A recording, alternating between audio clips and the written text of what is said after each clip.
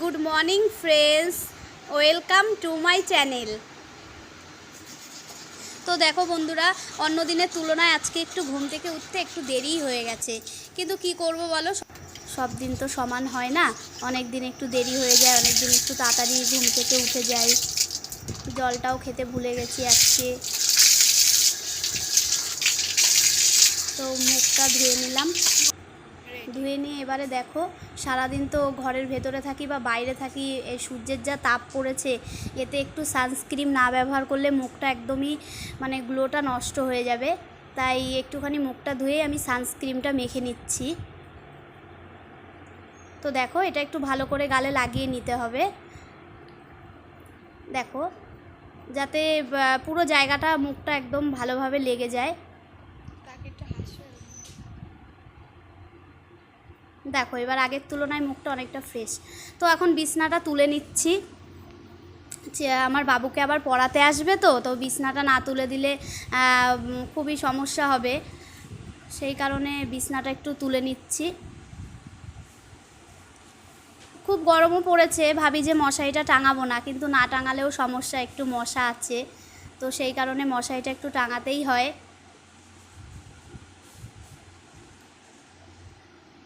তো জানলাটা খুলে দিই, না হলে একদম বাইরের আলোটা ভালো করে ঘরের ভেতরে পড়বে না। তো এই সকালবেলার যে সূর্যের আলোটা, ভোরের যে আবহাওয়াটা, এটা খুবই ভালো লাগে। যদিও বা এখন একটু বেলা হয়ে গেছে, ভোরবেলা নয়, তবুও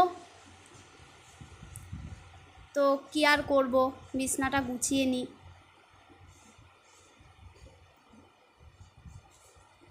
গুছিয়ে তো দেখো, আমার বিছনাটা গোছানো হয়ে গেছে। এবার বাসনটা মেজে নিই, না হলে আস্তে আস্তে একটু বেলা হয়ে যাচ্ছে, কিছু আবার তৈরি করতে হবে খাবার দাবার, তো বাসনটা মাজতে তো হবেই। আর মেয়েদের তো এগুলো করতেই হয়, কিছু করার নেই, না চাইলেও। তো দেখো, বাবুকে আবার পড়াতে আসবে, তার আগে ওর খাবারটাও রেডি করতে হবে, তাই ঝটাপট করে একটু বাসনটা মেজে নিচ্ছি। গরমটাও খুব পড়েছে,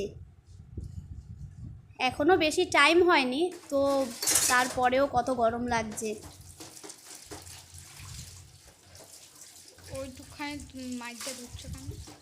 এই কাজকর্ম করতে করতেই অনেকটা টাইম হয়ে যাচ্ছে, তো এরপরে আবার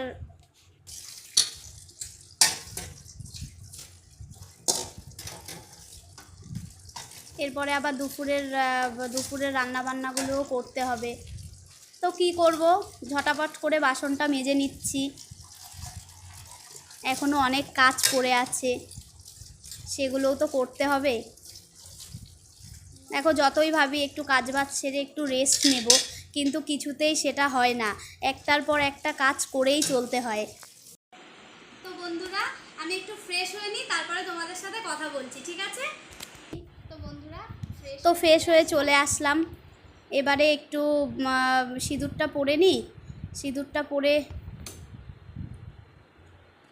সিঁদুরটা একটু পরে নিচ্ছি, কারণ এটাই তো মেন মেয়েদের, আর যাদের বিয়ে হয়ে গেছে তাদের তো এটা পরতেই হবে, তো আমিও পরে নিলাম। পরে নিয়ে এবারে দেখো, দুপুরের রান্নার জন্য আমাকে চলে যেতে হবে রান্নাঘরে। তো দেখো বন্ধুরা, আজকে আমি রান্না করছি ডিম কষা।